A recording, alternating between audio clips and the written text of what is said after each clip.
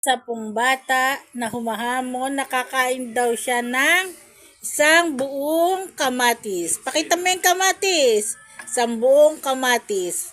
Dire-diretso, walang luluwa. Okay? Okay. Okay, sige. Kain ng kamatis.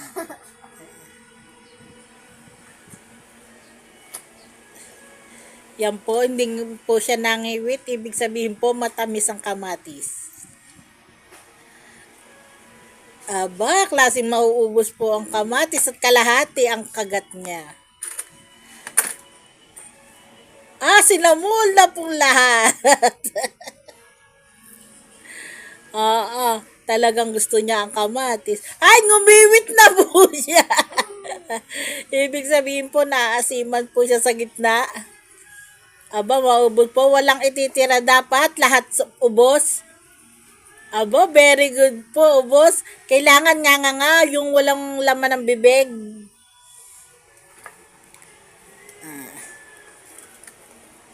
Walang saw-saw sa asin yan, ha? Nga. Pakita ang ngiping mayema. Very good.